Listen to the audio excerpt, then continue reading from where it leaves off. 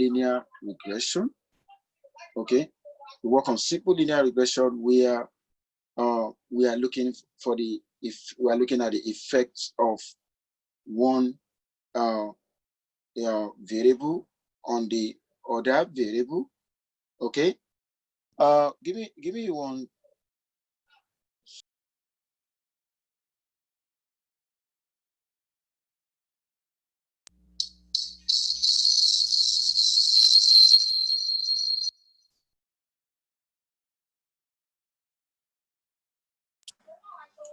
Okay, can you guys hear me very well? Yes. Okay, thank you so much. Now, before I start on the multiple linear regression today, I'm actually going to have a kind of extensive review of what we have done before, because I told you before that, you know, statistics is more or less like a story. Okay, statistics is more or less like a story, and then actually it's a story that doesn't end. Okay, it's a story that go on and on and on and on. Okay, now we have been able to build a model. Okay,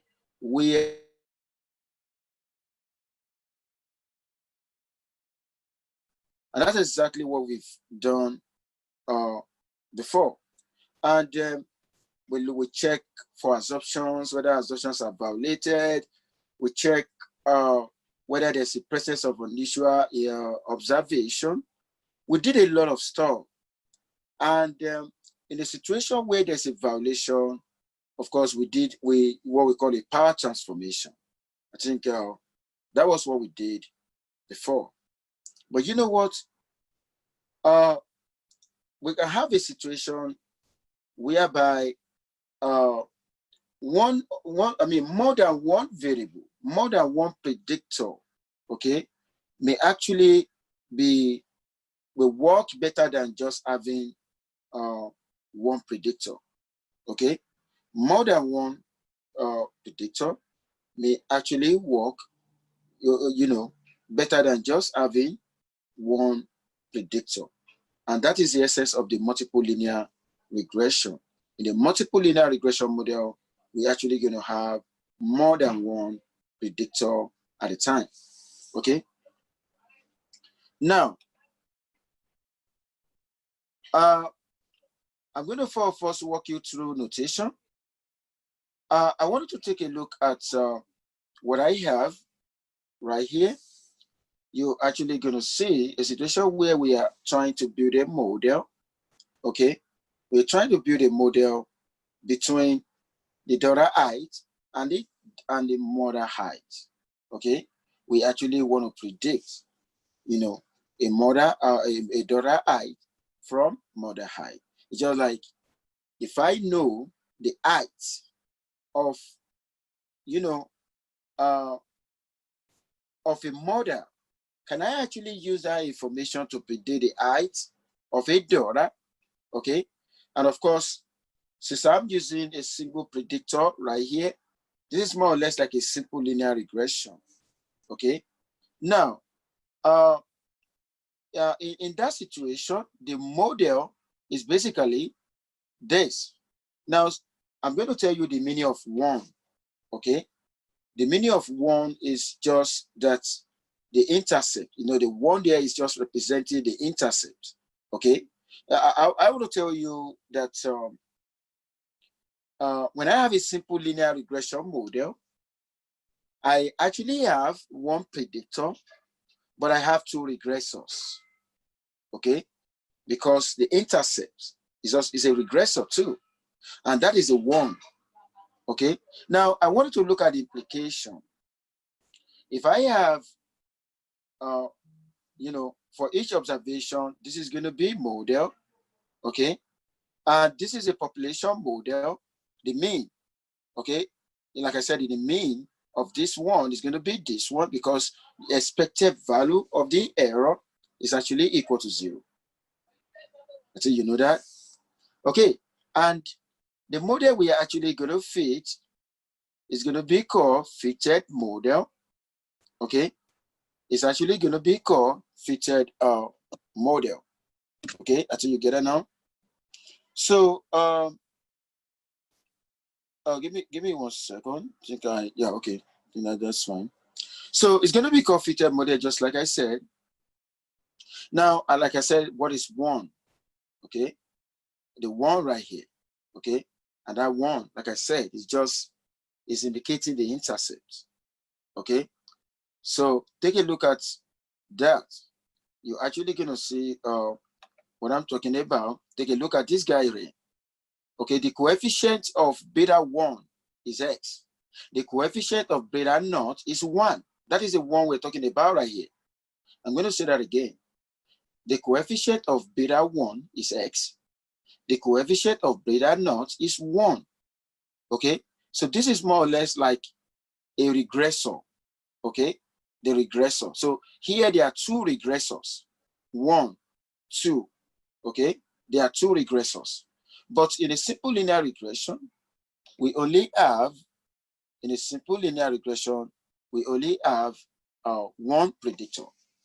Okay, does that make sense to you guys? Okay, so that is just to be able to tell you what the 1 actually implies. Okay, now how do I now figure this out? If I want to use an R software, what am I going to write? Okay, take a look at that.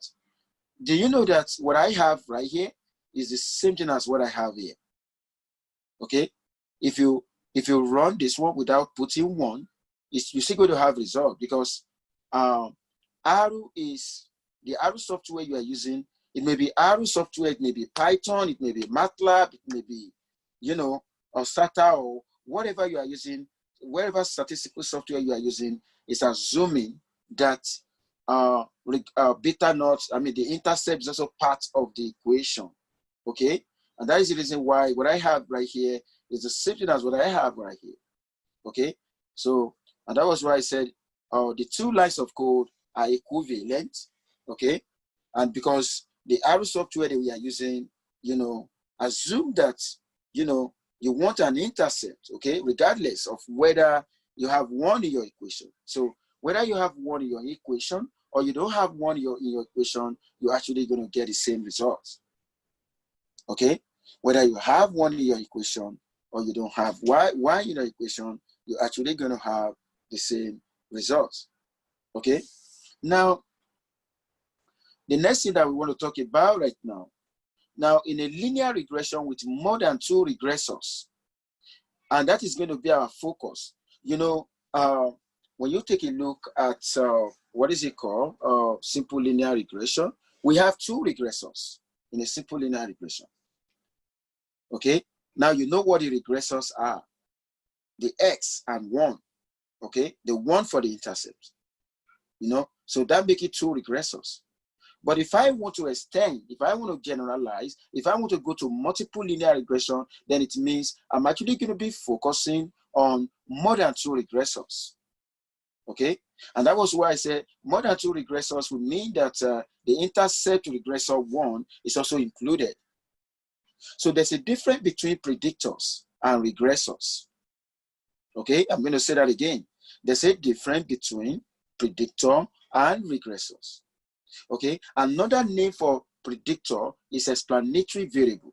Okay, a variable that explains. Okay, a variable that explains. Okay, can you guys hear me clearly? Yes. Okay, thank you so much. I just want to confirm if you guys are hearing me clearly.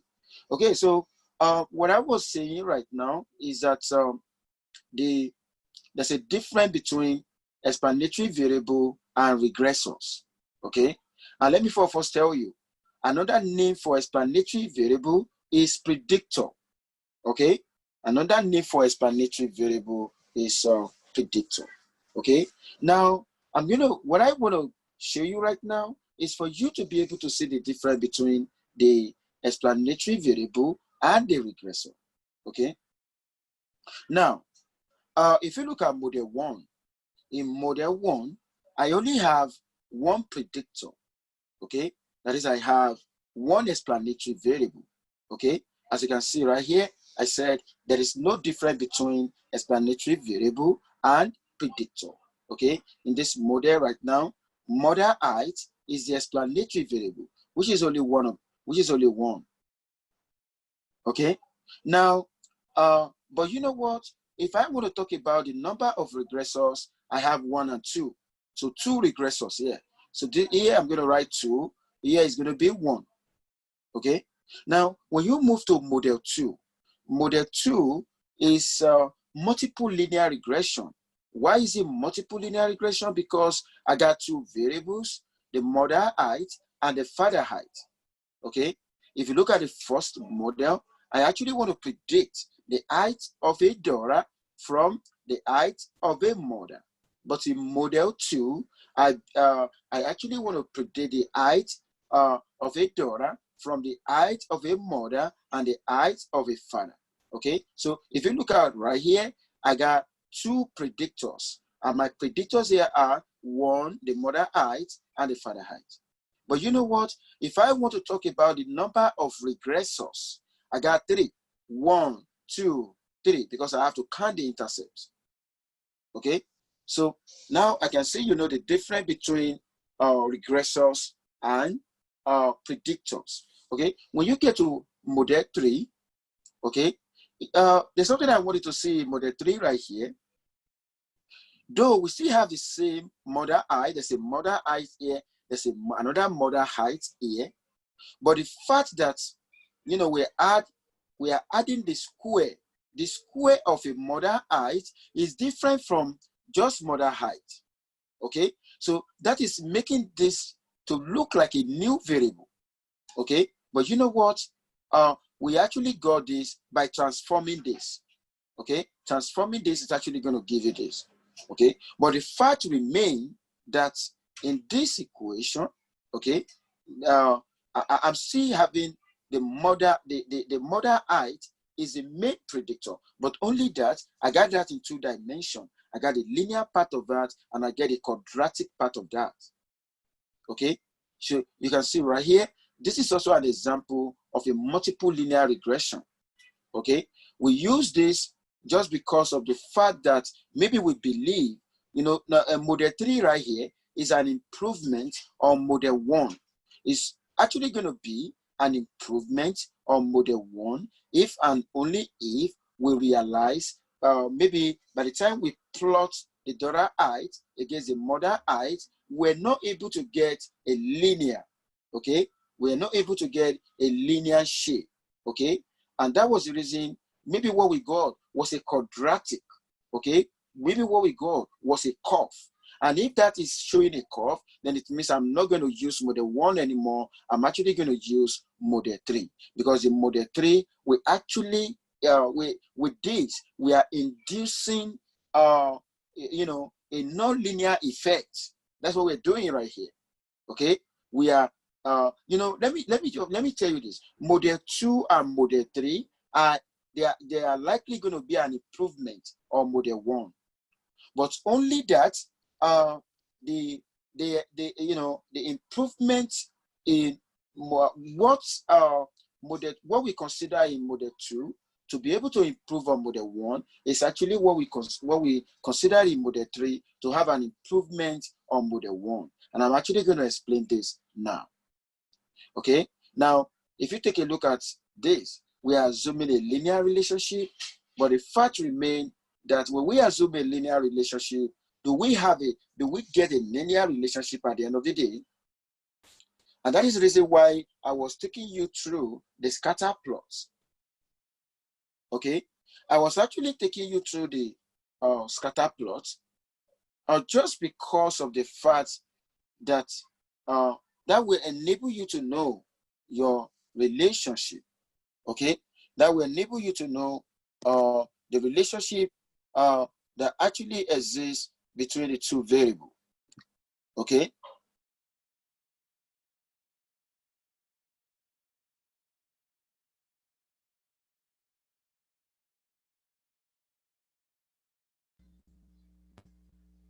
Can you guys hear me? Yes. Can you guys hear me? Yes. Okay, Yes. thank you. Okay, you can hear me. Okay, thank you so much. Okay, so what I was talking about is that in model 2, you know, before I can decide to add a further I to the model, then I'm still going to be assuming linear. I'm assuming that situation is linear, but only that if I bring in a further height, that could actually have a positive impact on the model in terms of efficiency. Okay, so model 1 and model 2 is still talking about linear, only that the first one is a simple linear regression and the second one is a multiple linear regression. Okay, so when I add another variable into a model, there's possibility that that variable could have effects. Okay, we're still looking at that from the linear perspective.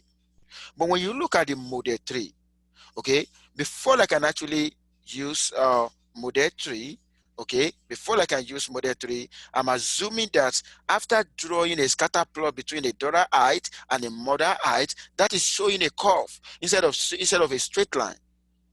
If it is showing a curve, then it means it is better that I transform.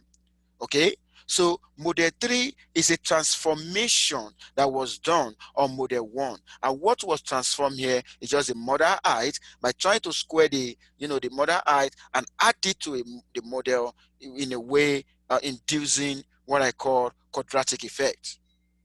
Okay, don't forget that I told you last week that if you have data set and you have model, okay, you need to investigate the nature of your data set, okay, because the state of your data set and the state of your model, they have to agree. Okay, the state of your data set and the state of your model, they have to agree. If a data set have a linear structure, then you need to be able to use a model that have a linear structure. Okay, it is only when you use a model that have a linear structure with a data set that have a linear structure that you will be able to extract the information that you have in the data set. Okay, so it is that, and that is the reason why we need to test. Okay, so if your data set, if the relationship in the data set is quadratic in nature, then you got to use a model that is also quadratic in nature. And that is exactly what we're trying to talk about. Okay, now another thing I'm going to talk about today, why adding regressors. Okay, now when I say regressors, you know what I mean by regressors right now.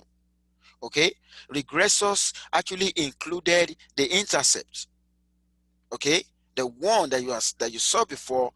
Okay, so the difference between the regressors and the independent variable, which I call predictors, is just the intercept. Okay, now why adding regressors? Okay, why is it that I cannot just use the height of a mother alone to predict the height of a daughter? Why do I need the height? Why do I need the height of a father?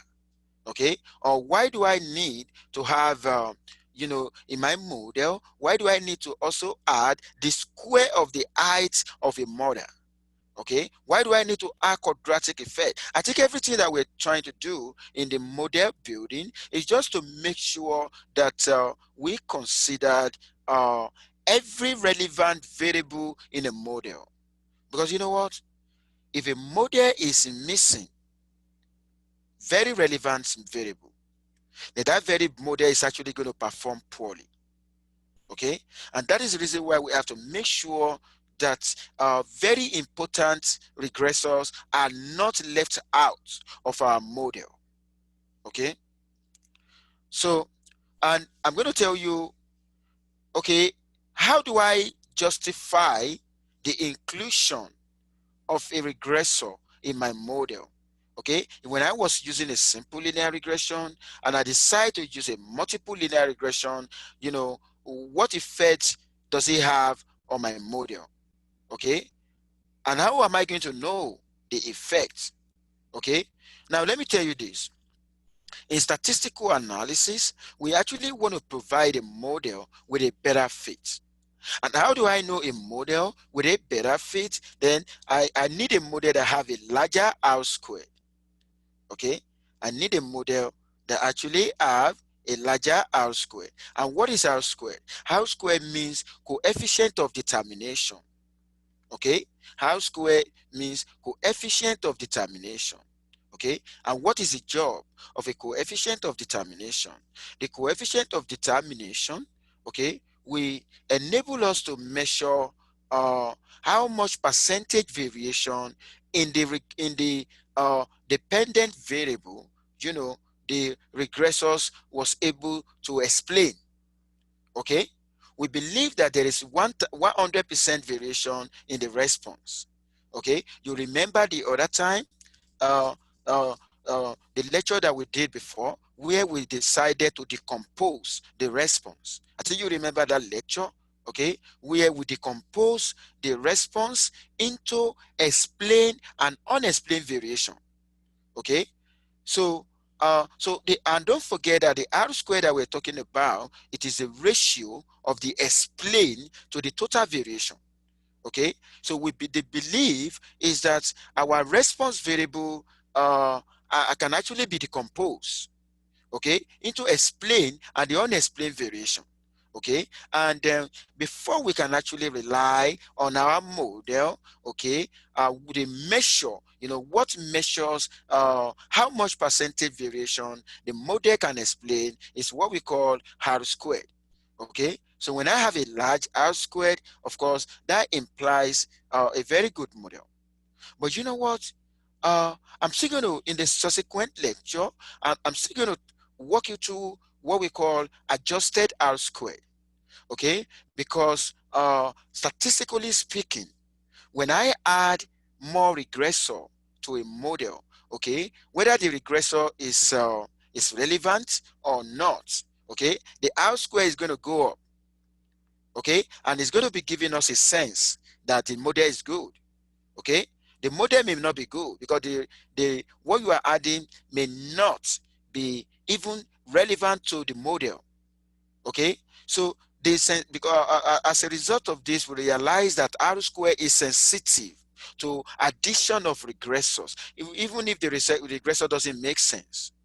And that is the reason why we normally consider adjusted R square. Adjusted R square means, okay, I need to just adjust my R square because of the limitation of R square when, you know, new variables are added to a model. Whether the variable makes sense or not, the R square is going to go up. And that is the reason why we actually going to be focusing on the adjusted R square.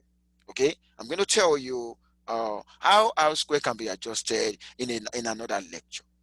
Okay, but what I just want you to know here today is just like R square is one of the criteria to measure the impact of the variables that we are adding into our model.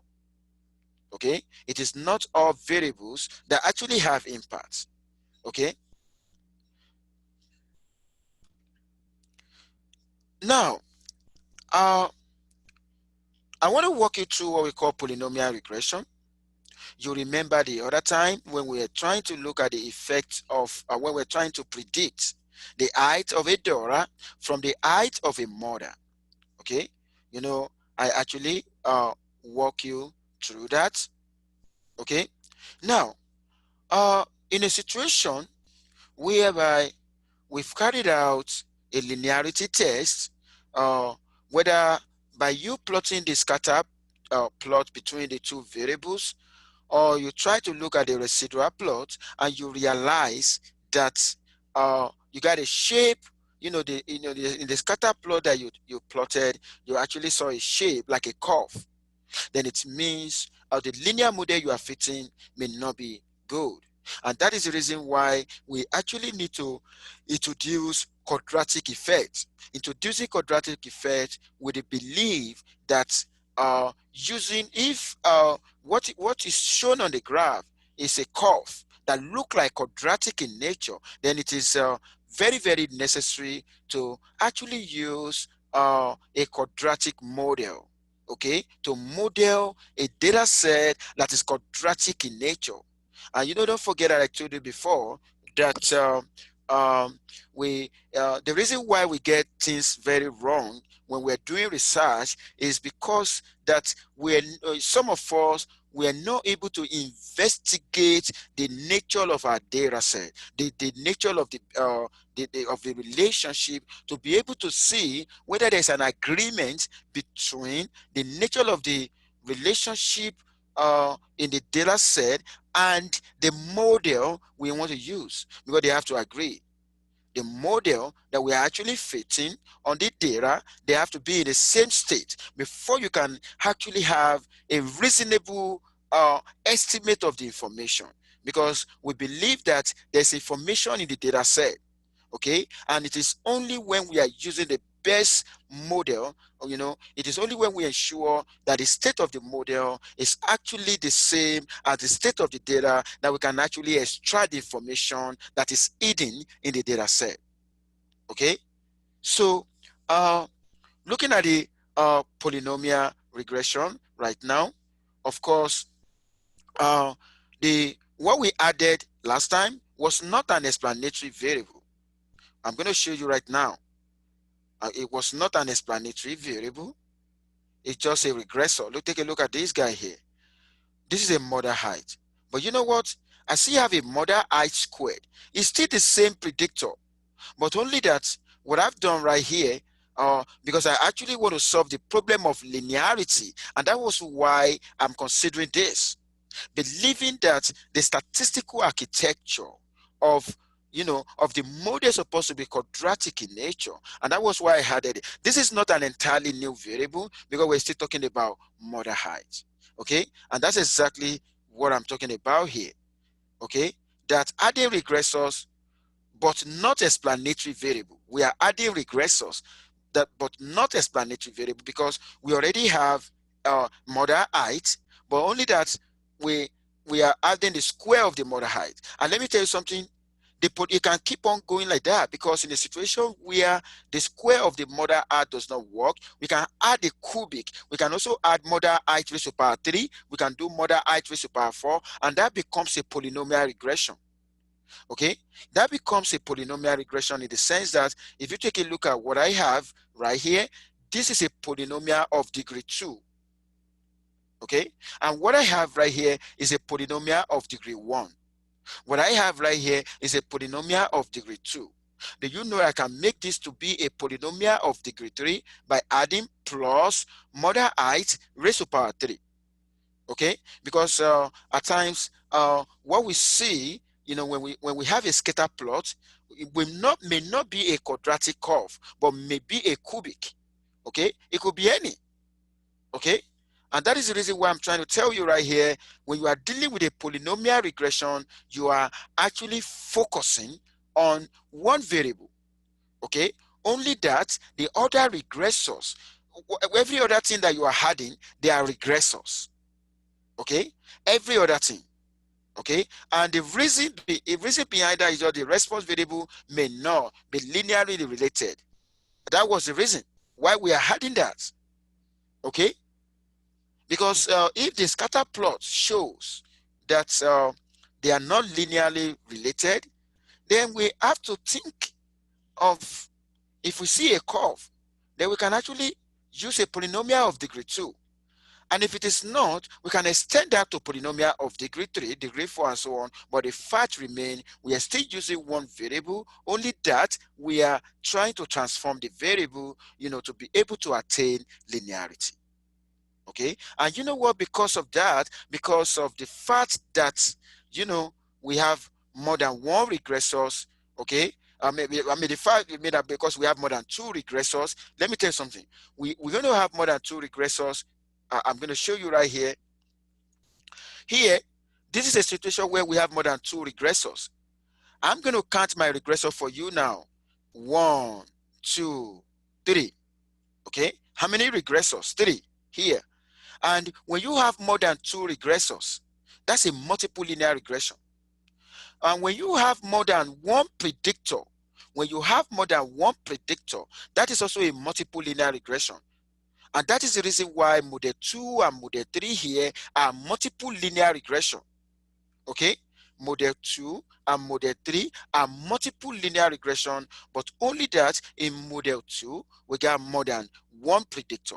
We got more than one predictor here, but here we only have one predictor, but we have more than two regressors. Okay? We got three regressors. Okay?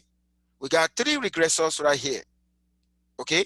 We got three regressors right here. We also got three regressors right here, but here we got two predictors right here, but here we got one predictor right here because the model height is also the model height that we have here.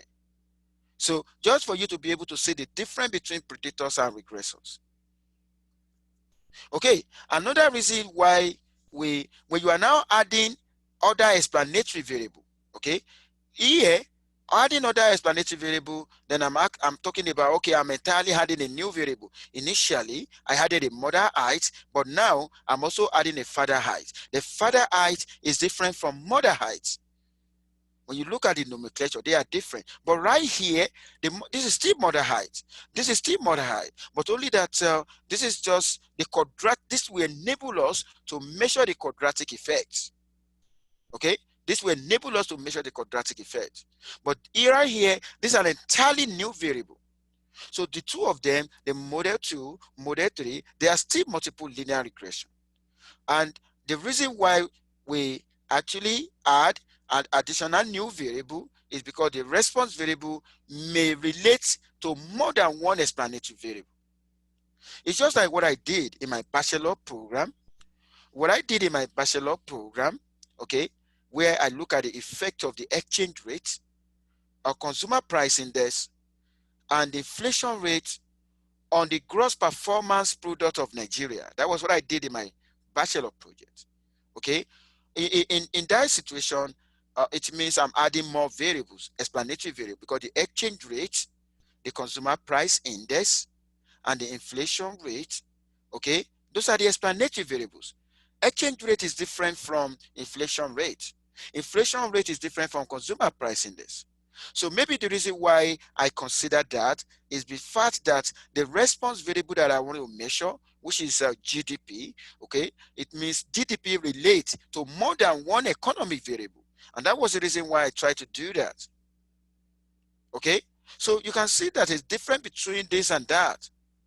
But the fact remains that whether you are dealing with a polynomial regression or you are dealing with a situation where you are adding entirely a new variable into a model, then you are still dealing with a multiple linear regression. Okay? You are still dealing with a multiple linear regression. Okay.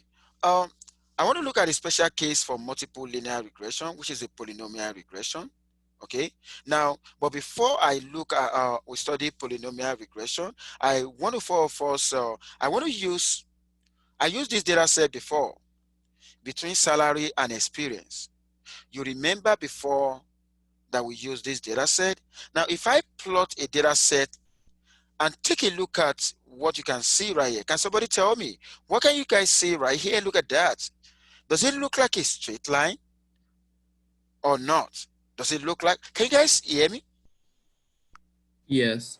Okay, so take a look at what you are seeing with this scatter plot between salary and experience. Does that look like a straight line or a curve? Can somebody tell me? A curve. Oh, Curve. A curve. oh, thank you so much for telling me that. This is a curve. And if this is a curve, then it means that the linearity assumption in a way has been violated. Okay, I cannot use a linear model for this. It means I got to do a transformation. Okay, and what am I going to transform? I'm actually going to transform experience. That's what I'm going to do right here. Okay, now I'm going to show you something right now. So like I said, the example that I'm using is just, I'm trying to model the salary, you know, from years of experience for professional workers. That's exactly what I'm trying to do. Okay, of course, the salary is in thousands of dollars. Okay, and this is a model that I got. The assumption based on this model is that everything is fine. Everything is fine in terms of linearity. But you know what? This is not linear.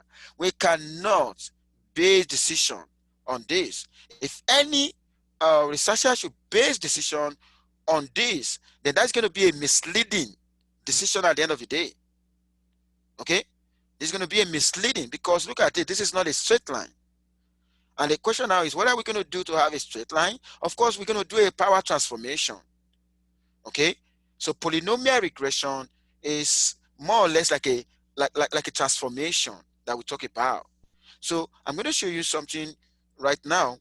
So there's a, like I said, there's a violation of linearity assumption, you know, judging by what you are seeing right here.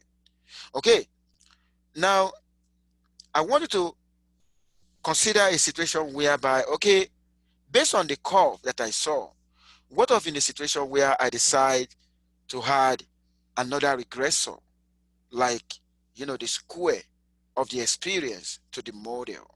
Okay, I actually want to break the pattern of the, you know, I want to, you know, I want a situation whereby I don't want to work with a with a linear architecture, since I know that my data set actually reveal a quadratic you know, quadratic nature. Okay, and I'll say, okay, my data set revealed a quadratic nature in terms of relationship, then I actually need to consider, you know, adding square of experience into my model. When I do that, oh, this is what I'm going to have after adding the square of experience. Look at that. Can you see what I have right now? Okay, now you know, I got this after adding that into the model. Okay, I'm going to tell you the meaning of each of these in this model right now. This is the intercept. Okay, this guy here will enable me to measure the linearity part. Okay, and this guy here will enable me to measure the quadratic part. Okay, you know, the fact remains that I'm actually using one predictor, but you know what? My number of regressors is 3 in this case. I got 3 regressors. Okay, one is one of the regressor for the intercept. Okay, if you want to know regressor, this is what you can do. What is the coefficient of beta naught? The coefficient of beta naught is 1. What is the coefficient of beta 1? Is experience. What is the coefficient of beta 2? Is experience raised to power 2. Okay, 1, experience raised to power 2 are my regressors. Can you see that now? Oh, can you guys hear me? Yes, sir. Okay, so I think that is making sense to us right now. You can now see, you can see that adding the square of experience in my model, you know, we have been able to adequately capture the true relationship between salary and experience. Okay, so and that was why I said adding the regressor, the quadratic term, helps the model capture the curvature in the data. How do I know there's a curvature in the data set? I'm going to show you that right here. You can see from here, the straight line that I draw right here does not, you know, does not fit. Therefore, this model, you know, it doesn't make sense. And that was the reason why I decided to induce regressor, which is experience squared, okay, which is a quadratic part. And when I do that, can you see the line now? It's so perfect, okay? So which means what we're doing right now is more or less like a multiple linear regression. So I want to say that the polynomial regression is a form of a multiple linear regression. In fact, it's a special case of a multiple linear regression. Why is it called a special case of a multiple linear regression? Is because we are still using the same predictor. Okay, we're still using the same predictor. The other case is a situation whereby I'm using entirely new predictor, something other than experience, because I want to believe it is not only experience that determines salary. Okay, you know, qualification, what, you know, could also, you know, determine your, you know, your salary too. Okay, when you are doing that, then you are doing a more general case of a multiple linear regression. But what you are doing right now is more or less like a special case of a multiple linear regression. Okay, Now, how do we fit polynomial regression in R? Okay.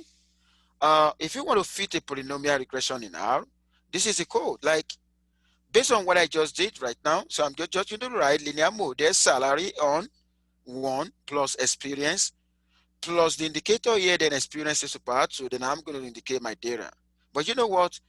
You don't necessarily need to add 1, okay? You can just try to write just this plus that, you are good, okay? Because like I said, the software you are going to be using, whether R or Python, we assume that you have intercept in your model, okay? And when you do this summary, then you're actually going to have your results, okay? So I'm just showing you how to do that now. Now, another thing is going to be this. Of course, I've explained to you what does that function do. This function, we enable you to measure the quadratic effect. Okay. Now, what is the output? Look at the output right here. This is the way the output is going to come out. You're going to have an intercept. You're going to have the experience, and you're going to have the experience squared.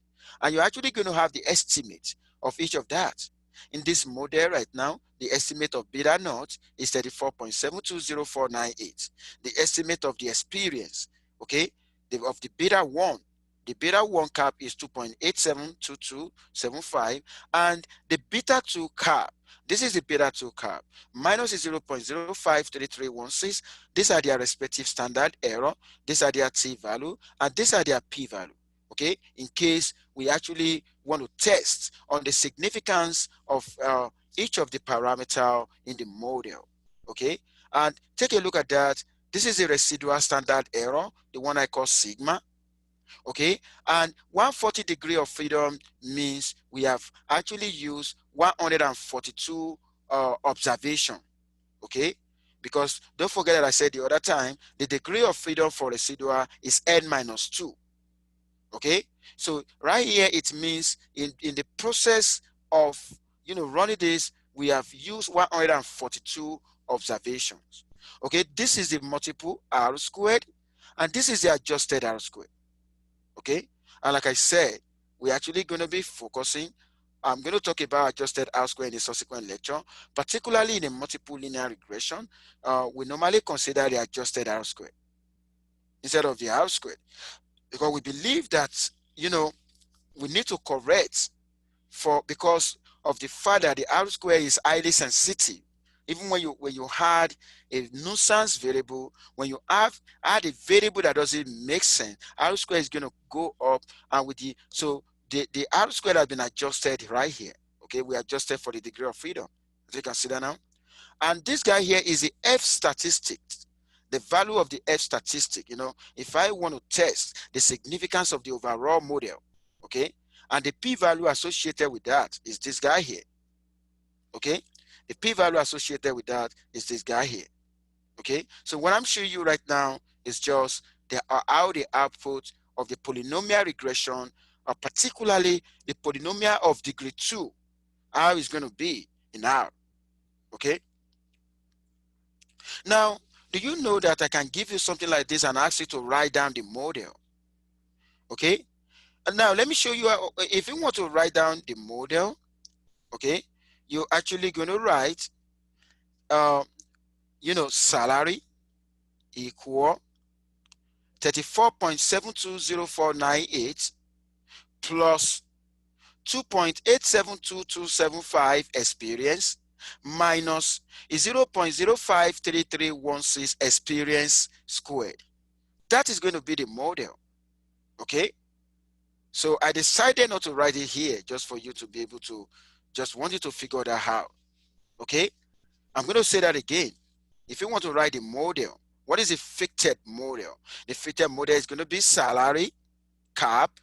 Okay, the estimate of the salary, you're going to put a cap on the salary. Salary cap equal 34.720498 plus, because there's a plus here, plus 2.872275. Then you're going to write experience. Then minus is 0.053316. Then experience raised to power 2. That is a model that you're going to have right here. Okay. Now look at it. How much of the variation in salary is explained by the model. If you want to answer that question, you're going to talk about R squared. Okay? If you want to answer that question, you're going to talk about R squared. So you talk about multiple R squared here and the adjusted R squared here. Because the R squared in general will tell us out of 100% variation in the response, like from what I'm trying to explain right now, out of 100% variation in salary, because the salary is the response, how much does the model explain? When I talk about model, I'm talking about the entirely this. This is a model, okay? The model entirely, okay? And the model actually explained 92.47% or the 92.36% when you look at the adjusted R squared. So which is more or less like a good model, okay? Out of 100% variation in the response, in the salary, this was able to explain 92.3%. That's fine. Okay, that's exactly. So do you know I can give you something like this and ask you to, to fill in the gap in exam? Okay, I can actually do that. Okay. Before I move forward, is there anyone who need clarification on what I've explained here? Is there anyone? Can you guys hear me? Can you explain what the I function does again? Oh, okay. What the I function just does is, is just telling us that we are inputting the quadratic effect. But you know what? It's just an indicator function, But necessarily, if you don't want to use that, you can just write experience square. You're still going to have the same result.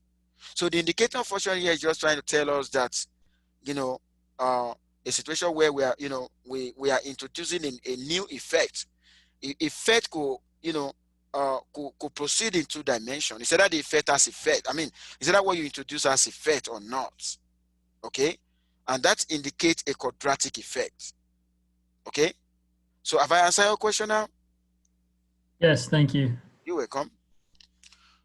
Okay, so we're still on the modeling salary of years of experience for professional workers. Okay, now if you take a look at so what happened when we actually omit if you give me 1 second, just want to show you I talk about the I function the other time, okay? And if I omit that in my model, okay, what am I going to see? Okay, and I'm actually going to show you something now. If I write that one, okay, you're going to see the effects right now. Can you guys see my slide right now? Yes. Okay, thank you so much. Thank you. Now, the essence of putting that indicator there, is for you are actually, because when you don't put the indicator right here, you are assuming the quadratic effect to be 0. Okay? You are assuming the quadratic effect to be 0. And that is the reason why in the code, you just have to put this. Let me just confirm to you as far as the R software is concerned. In other software, it may not be necessary. Okay, but for R software, you need to put this. Okay, if you don't put that, what is going to happen? You're going to see what is going to happen if you don't put that. I'm going to show you what the output is going to be. Can you see what the output is going to be? If you don't put that, the output will only assume that you are working with a linear. There's something I showed you right the other time. I'm going to show you. I want you to see that now. When we computed the linear part, take a look at that. 48.5 and the 0.9. Look at that. That is a linear. I'm going to show you right now. Can you guys see the estimate right here? This is for the linear. That was extracted from here. Can you see that? So if you don't put, what is missing right here? It was the indicator function that is missing. In a situation where indicator function is missing, then you are more or less assuming linear. And that is, you are not going to have a way to measure quadratic effect. And that's why now, when you put that one, when you put this guy here, can you see what you have? As part of the output, you can actually see the quadratic effect. But there is something that I want to show you right now. Okay, look at the R square here, 0.9247. Okay, but by the time you run a linear model for that data, can you see what the R square is now? The R square has gone down. Okay, which means when you use a linear model, your model is going to be poorly fit. Okay, it will be poorly fitted. You're going to have a poor model using the linear for data sets that have a quadratic structure. Okay, and so which means that this is going to be misleading. Look at the R square. Look at the adjusted R square. What this is just telling us that the model can only explain about 68%. Okay, but when you look at the other one, oh my God, we're adding quadratic effect to that. Look at there, it has gone up to 92.47%. This is a good model right here. Can you see that now? That's a good model right here. Somebody said, if you wanted to add experiences to productivity, would you do yeah, good. That's what you're going to do. Good job. That's what you. So somebody asked in a private chat, said, if you wanted to do raised to power 3, do I need to put an indicator function as well? Yeah, you need to do that. Okay. So that you'll be able to measure the cubic effect. Okay. So I think I've been able to show you what you stand to lose when you don't put the indicator factor for indicator function. It's more, when you write this without putting that, is you are more or less, you are running a linear regression. Okay. Now, equivalent to fitting a model without experience square. Yeah, that was why this is more or less is equivalent to fitting a model without experience squared. This is more or less like you're running a linear model. Okay. Now, this is going to be my fitted model now. Okay.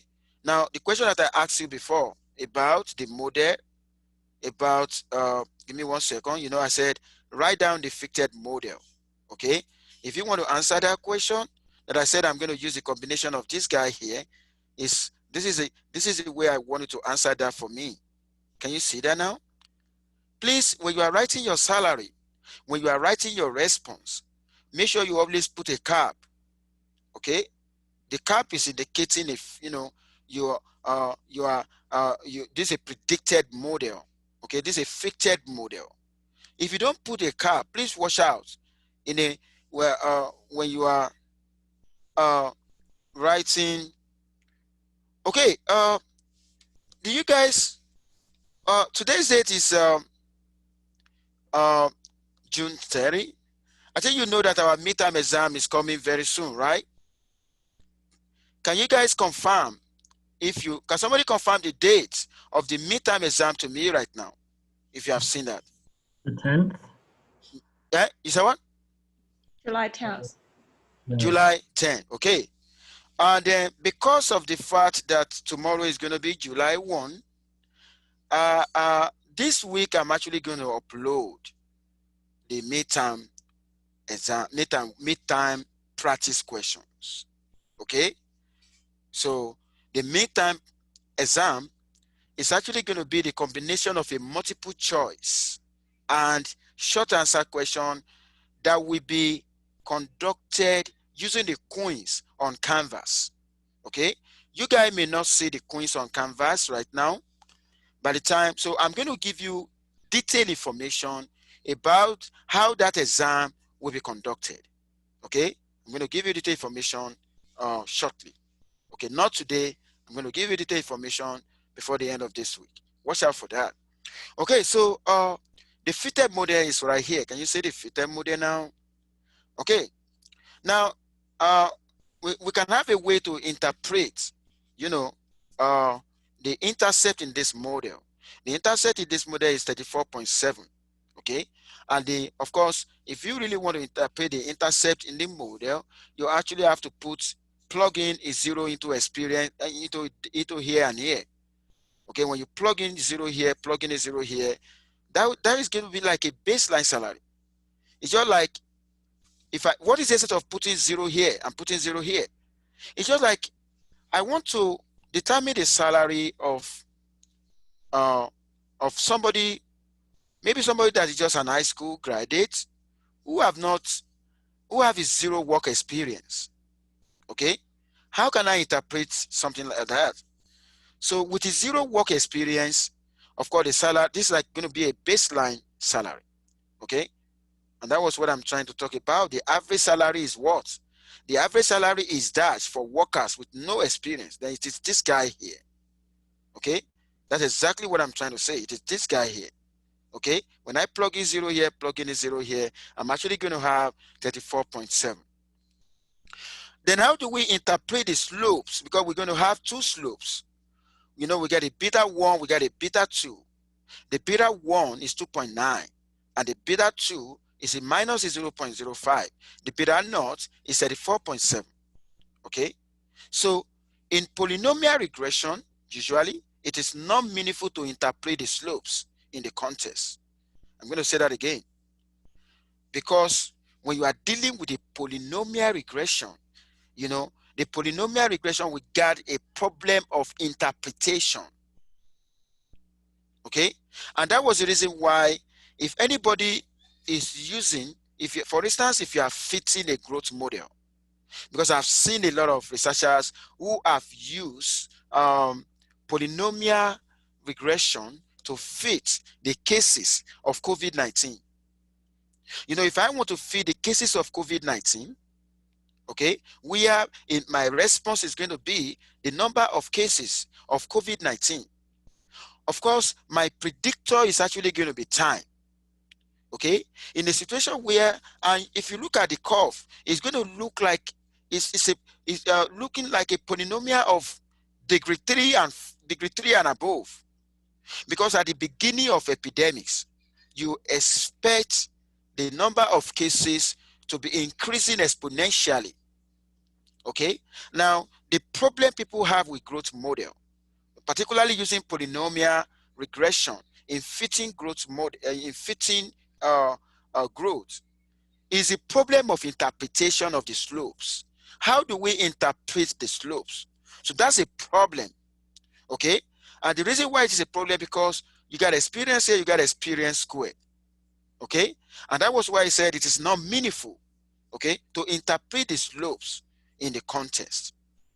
Okay, but the fact remains that is actually one of the best way to figure that out. Okay, now, but in the future, I'm actually going to tell you what we can do. Now, what we just finished right now is multiple linear regression. When we are talking about adding regressors, we're still using the same variable, but now we're moving into another subtopic where in the multiple linear regression we are adding entirely new predictor. Okay, we're moving away from polynomial regression right now. Okay, now, and I'm actually going to use an example. My example is going to be from Italian restaurant in New York City. Okay, Italian restaurant in New York City. Okay, and what do I want to get from that? Using the survey result from customers on 168 other Italian restaurants, so which is telling you, we are only using 168 customers. Okay, we're only, so we will build a regression model that uses restaurant attributes such as food quality to predict the price of a typical dinner. Let me tell you something. Judging from economic perspective, if something is of good quality, of course, we expect to have that at a higher price. Okay, that is the mentality. Okay, that is, actually what we have in mind from theoretical point of view, that, okay, if I want to look good, I'm actually going to spend more money on myself. Okay, oh, if I want to get something of high quality, then am I ready to spend more? And that was the reason why we're using an example here, using the Italian restaurant in New York City, okay, where we're trying to using the survey result from customers on 168 other Italian restaurants. We're trying to build a regression, you know. So right here is actually going to be the price that we have in focus, okay? The price in US dollars of dinner, okay? And the dinner that we're talking about including one drink and a tip, okay? One drink and a tip, okay? Now, for the food, the customer rating of the food out of 30, okay? Then decor, the customer rating of the decoration out of 30, because, you know, when you walk into a restaurant right now, you know, apart from getting a quality food, you actually want to see the way that is the environment conducive for eating, okay? Is the environment so fine? Is the environment so neat? Stuff like that. Okay. What does decorating my restaurant, what does it have effect on the price? That's exactly what we're trying to study.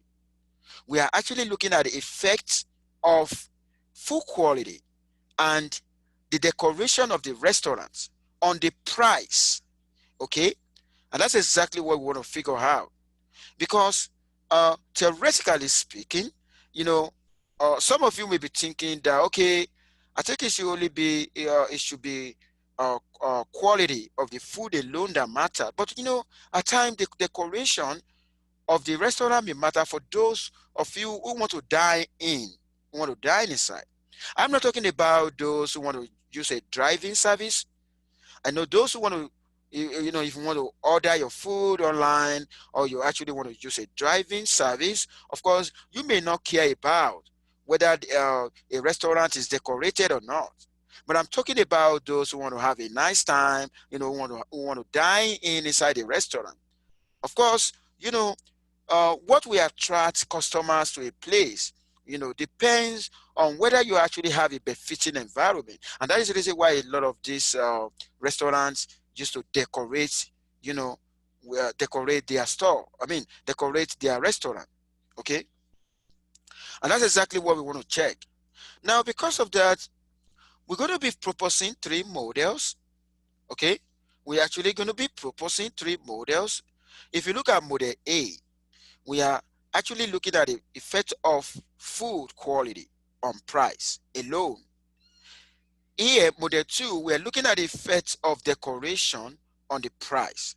But model C, we are looking at the effect of food quality and the effect of decoration at the same time on the price. So these 3, you know, there are 3 different kind of models that we have here.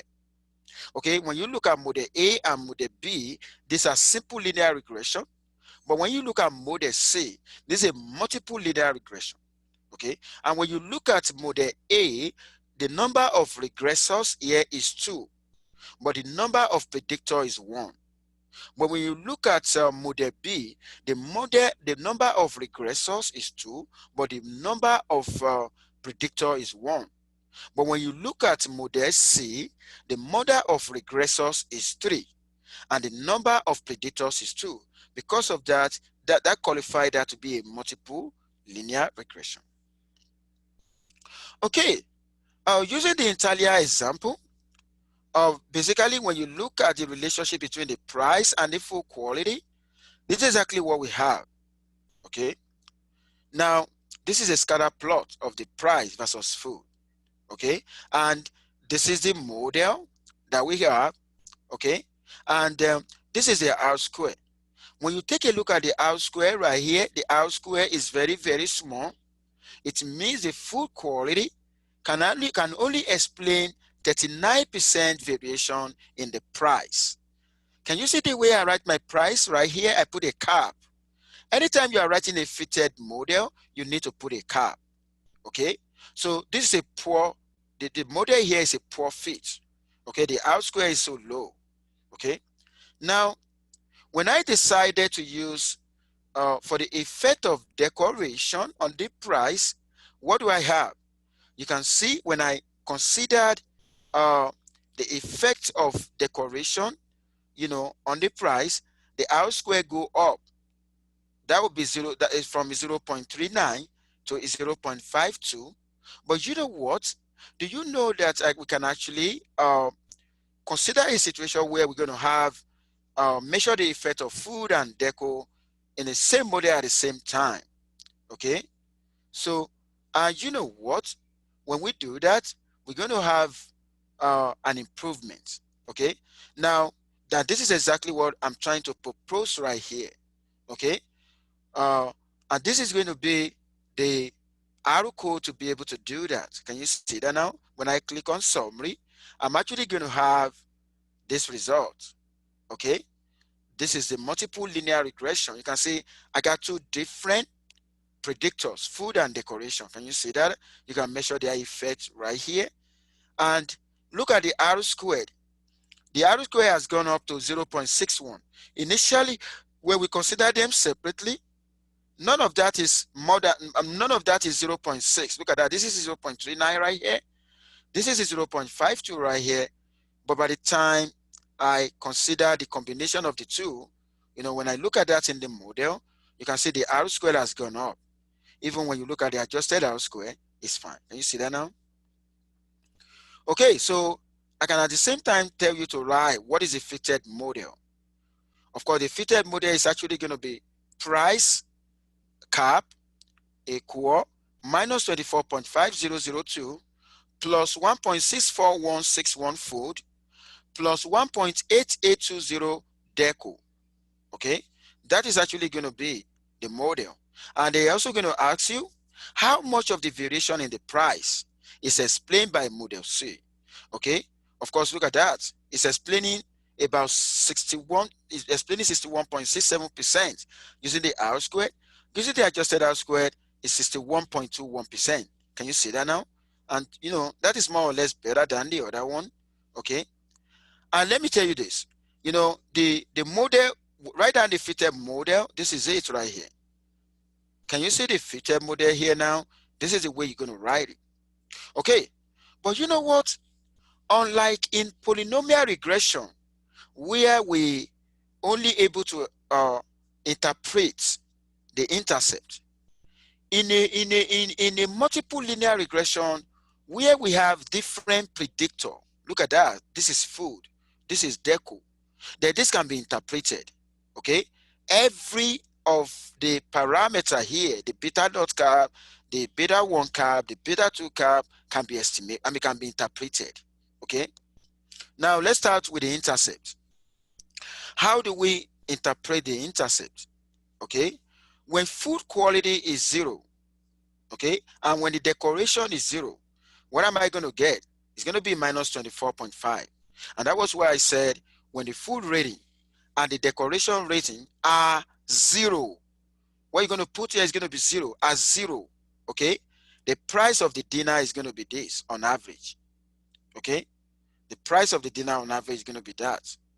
Okay, so what are we trying to say right here? It's more or less that if your food does not have any quality, and in fact the decoration is not even fine, nobody is going to buy from you. That's what we're trying to say. People will even pay less than $0 for that. That's what we're trying to say. People will pay less than $0. This is less than $0 because of the fact that your food quality, you know, is 0. The food quality is 0. The decoration is 0. Everything is, you know, that's not good. Okay, and you know what? We can actually interpret each of that. You know, in my own. So the interpretation here is actually going to make sense. Okay, but in a polynomial regression, the interpretation is not going to make sense. Okay, and that was why I said that was why I asked, does this interpretation make sense in the contents? Okay, that was why I asked. Okay, so how do we interpret the 1.65? Okay, now what we're trying to say is that when the food rating increases by 1, the price of the dinner increases by that particular amount. Why did I say increases? Because I get a plus right here. If I have a minus, okay, if I have a minus, then I'm actually going to use the word decreases. Okay, so that is how you can interpret this. You can also interpret the 1 for deco. okay? If I want to interpret the 1 for deco, okay, when the decoration increases by 1, okay, it's going to add 1.88 to the price, okay? So similar, you can also interpret any of that, okay? Now, if you take a look at what I have right here, if I consider restaurant 1 and restaurant 2, okay, I have information about the food quality in lecturer, in restaurant 1 to be 15, the deco is 20, and restaurant 2 has a food of 16 and the deco is 20. Now, do you know if I have this one, then I can actually say, okay, you know what, based on C, what is the expected price difference between restaurant 1 and restaurant 2? Because different restaurants may actually charge different price, even when you are getting the same commodity, the same item, okay? Now, but if I want to do for restaurant 1, I'm actually going to put 15 into here, and I'm going to put 20 into here. Whatever I get is going to be the price charged by restaurant 1, okay? When I look at it, if I put this one into that one too, you're going to see that when I'm going to get, and that was exactly what I'm trying to do right here. Putting 15 and 20 for restaurant 1, okay? So that is what I got, okay? Now, putting 16 and 20 for restaurant 2. Of course, the result that I'm going to get in the price of restaurant 1 will be different from what I'm actually going to get in the price of restaurant 2. And after getting that, let us look at the difference between them, okay? What I calculated from here, when I subtract it from, what I calculated from here, and that gives us 1.65, okay? So which is the estimated slope of the food? Incidentally here, the difference between them, you know, is more or less, you know, is the estimated slope for the food. You know, I can give you something like this and ask you to use a fitted model, you know, to make prediction, you know, for any kind of restaurant, okay? The restaurant may be maybe McDonald's, it could be Wendy's, okay? And so on like that, okay? And another thing is when you do not hold the other variable constant, okay, when food rating increase by 1, okay, the price increases by dash on average. You know, I'm going to ask you this particular question right here. When you do not hold the other variable constants, this is what I mean. When you do not hold the other variable constant means this is part of my model, okay? This is actually part of my model, okay? Now, the question is, when food rating, okay, increase by 1, okay? When food rating, when this guy increased by 1, then the price, this price is going to increase by what on average? Now, let me tell you this. What on average that we're talking about is trying to tell you that, you know, you can only predict this guy here, okay, in the presence of this guy. Because if the decoration is not included in this variable, what I'm going to get as the coefficient for food is not going to be 1.65. The 1.65 that I have here is as a result of the presence of the decoration. If there is no decoration, there is no way I'm actually going to get 1.65. I'm going to get something different from 1.65. Okay? That's exactly what I'm trying to say right here. Okay? And that is exactly what we're talking about in model A, where you are looking at the price. We are looking at the effect of food on price. When I was looking at the effect of food on price, what was the coefficient? It was 2.94. But by the time I added decoration into my model, it actually decreased from 2.94 to 1.65. You can see that now. That's exactly what I'm talking about. Okay? And that was why we have this model right now, because we have been able to put effect of the decoration. So if I want to interpret the effect of the decoration slope, the slope of the deco, then actually going to be when the decoration rating, okay, increases by 1, then the price of the dinner okay, increases by 1.88, okay? And don't also forget, you are doing that in the presence of full quality. Do you get it now? Because when I look at the effect of deco on price alone without considering the fold, I'm not also going to get 1.88. I'm actually going to get something else. Okay? Now, when you do not owe the other variable food at constant, okay, when decorating rating increased by 1, the price increases by dash on average. Okay, I can also ask you to figure that out. And if you really want to know that, then it means you focus on this model. This is a model. Okay, like in this model right here, there is nothing like food. Okay, and that was why I said when you do not owe the other variable constants, there is no food in this model. Okay, no food in this model. The contribution of the decoration to the price was 2.49. When I considered food, as part of the variable in the model, this value here is actually going to go down to 1.88. Okay, I think you can see that right now. Okay, and basically what we have done today, of course, you can actually predict when given any value of x1 and x2, the food and the quality. Given the value of food and the deco, if you have a value on the two, you can actually predict the price of any given restaurant. Okay, and of course today I've fitted simple linear regression for a situation whereby the predictor is 1. And we have succeeded in fixing the multiple linear regression for a situation whereby the number of predictors is at least 2. Okay? And when the number of predictors is at least 2, of course, the number of regressors is going to be more than 2. Okay? So you can see what I call regressors. The other time, x1 and x2 are the regressors. We got 3 regressors. But the fact remains that you have 2 predictors. Okay, and this is a fitted model for the multiple linear regression, and this is a fitted model for the simple linear regression.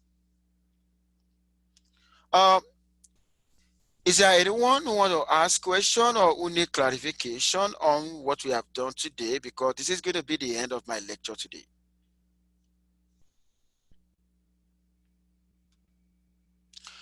In my chart right here, somebody said, can you clarify why a polynomial regression model is a special case of linear regression model? The polynomial is nonlinear, more general, so it will seem that the linear model will be a special case of the polynomial model. Okay, I'm going to answer the question. The reason why polynomial regression model is a special case of multiple linear regression model is because of the fact that we're still using one predictor. Okay, we're still using one predictor.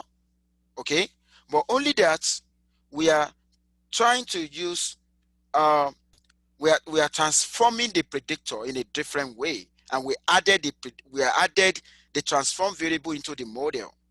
Okay, and that was I'm going to take you back. Now you have asked an excellent question. Good job.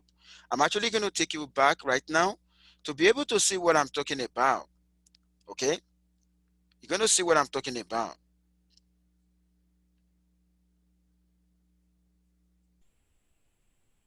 Okay, this is what we're talking about.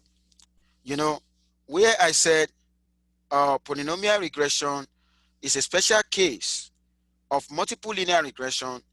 It's a special case of multiple linear regression because look at the situation right here where you are looking at the effect of experience on salary.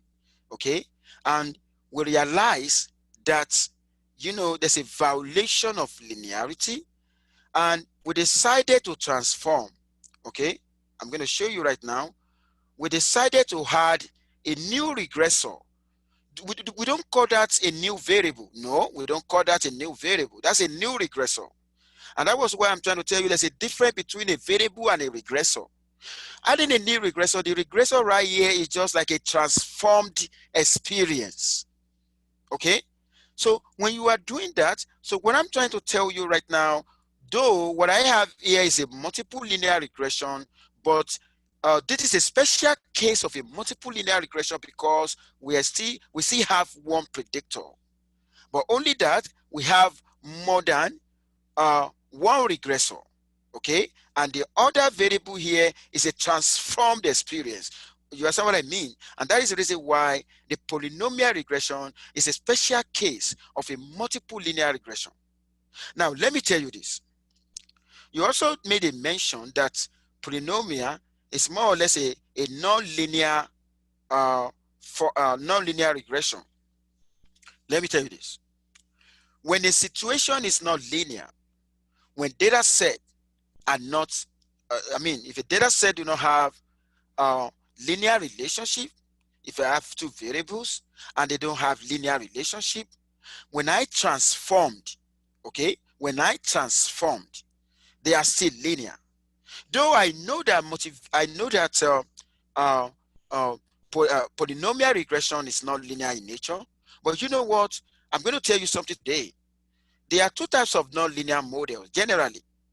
Okay, we have the intrinsically linear. I'm actually going to make use of my board right now. Let me have a new share. I'm going to make use of my board right now. Okay. Can you guys see my board right now? Can you see my whiteboard? Yep. Okay. Now, I want to thank you so much for that. I want to tell you that we got two types of linear models. Non-linear models. We got two types of non-linear models. Number one, we got what we call intrinsically. We got what we call intrinsically linear. Non-linear model can be classified as intrinsically linear and then intrinsically non-linear. Okay, let me copy this guy now. And I'm actually going to paste it right here now. Okay, so intrinsically non-linear. Okay, now, non-linear models, like I said, can be divided into intrinsically linear model, intrinsically non-linear model. What do I mean by intrinsically linear model? It means a non-linear model that can be transformed to become a linear. Okay, an example of such is polynomial regression, because the polynomial regression, they are linear in parameters. Okay, because when you have a non-linear model that are linear in parameters, we call them intrinsically linear models. Does that make sense to you now? But when you have a non-linear model that cannot be transformed into linear, then we call those one intrinsically non-linear models.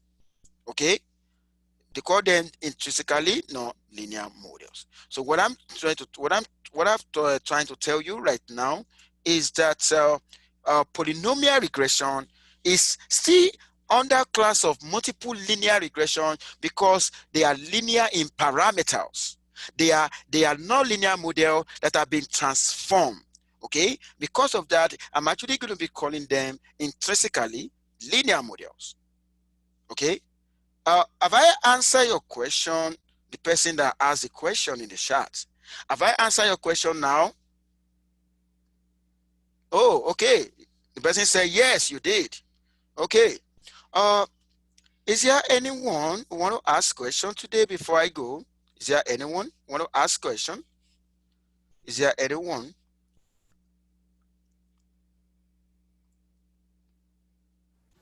I have a question.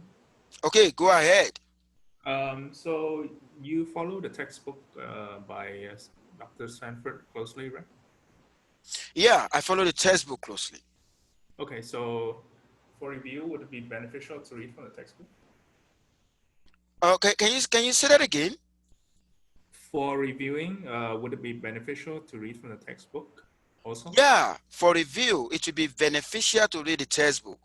Because in the textbook right now, we are on multiple linear regression, which I believe you're actually going to have more information in the textbook. Yeah,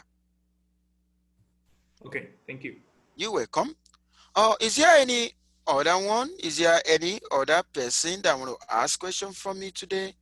Is there any other person that need clarification?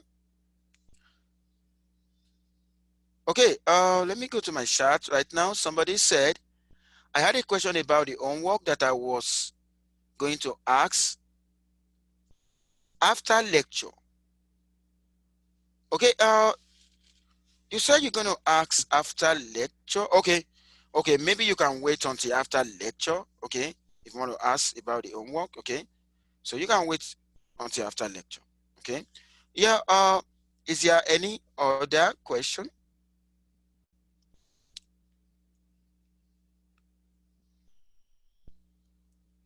So is there any other question? Somebody said, is there a limit on the function that can modify the regressor like three functions exponential? Let me tell you something. Oh, that's an excellent question. Good job. Let me tell you this. There is no limit on the function. When something is not linear, okay, it's actually going to be non-linear. We have different kind of non-linear form. Non-linear exists in so many forms. Okay, you know, we could have a situation whereby we may want to make use of logistic function, sigmoid. There's a situation where we may want to make use of different kind of function like a sinusoidal, you know, like a sine function, exponential function, and so on like that. We're still going to talk about this in this course. Okay, so to answer your question, there is no limit. Okay, because when relationship between variables is not linear in nature, we get a lot of thousands of non-linear structure. Okay, so there's no limit to that. Have I answered your question now? The guy that asked that question in the chat, have I answered your question now? Okay, the person said yes, thanks.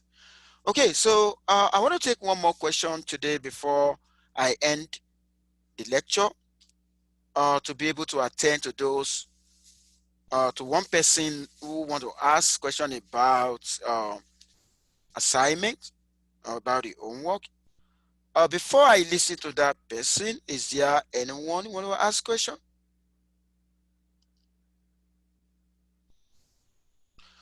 Okay, in the absence of that, it means you guys are